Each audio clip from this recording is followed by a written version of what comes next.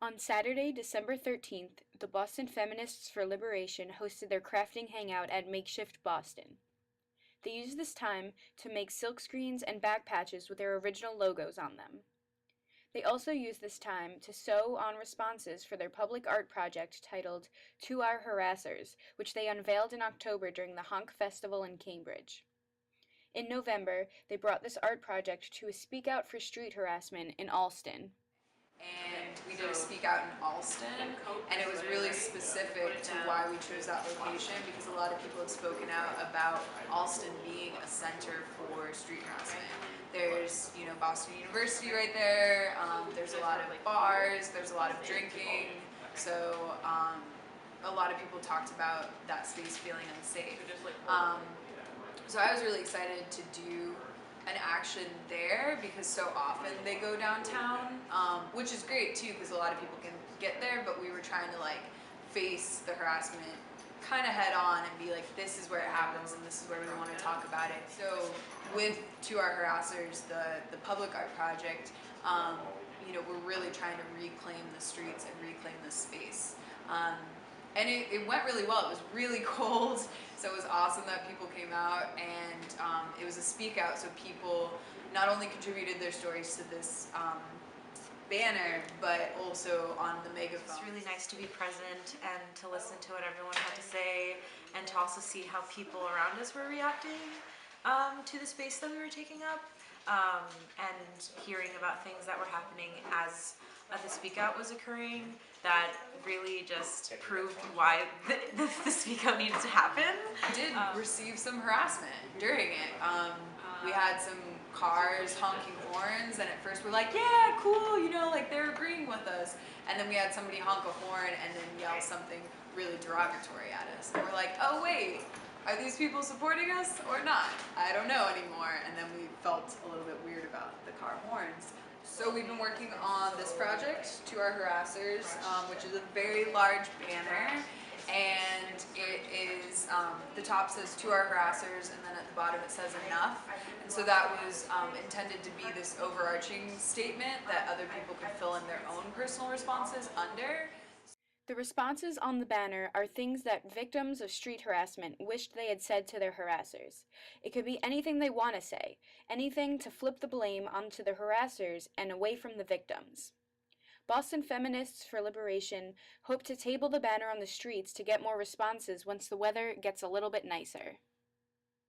Because so often with harassment, there's a lot of victim blaming and, oh, well, why were you out late at night by yourself? And, oh, why were you wearing this? And so we're trying to flip it and say, no, it's not us that's the problem. It's, living in a culture that has so much patriarchy, living in a culture where it says it's okay to talk to people like this.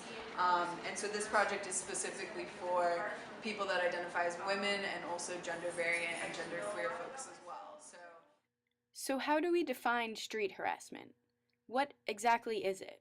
The definition that we like to sort of work with loosely is that street harassment is any behavior that is unwanted or unsolicited attention, unwanted or unsolicited comments that are happening in public space. We often talk about street harassment as happening between strangers. It could be also that it's somebody that you're acquainted with but don't know well, or somebody that you see on the train every day but you certainly don't know personally. We try not to place too strict a definition on that because we don't want to rule out that kind of interaction that could still make somebody feel unsafe in public. Kate originally worked with Hollaback Boston, a chapter of the national nonprofit organization whose goal is to end street harassment.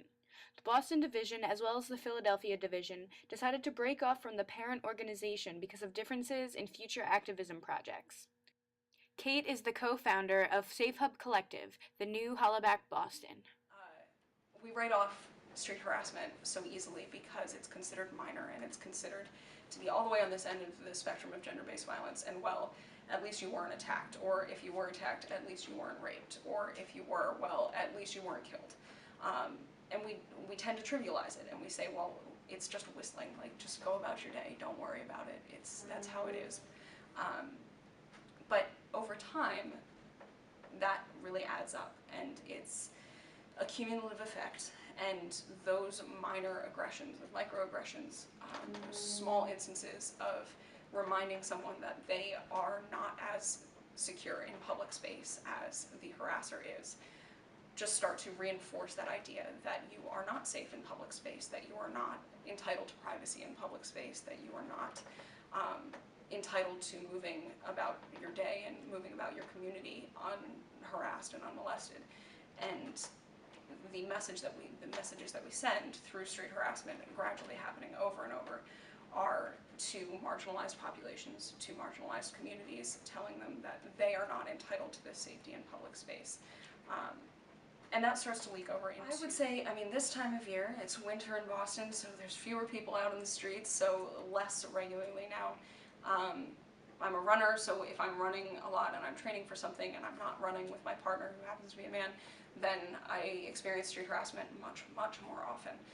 And that's my experience. But I think it really varies for everyone. I think that, you know, for people who spend more time, maybe they work later hours, they spend more time out by themselves late at night, that can be a totally different experience.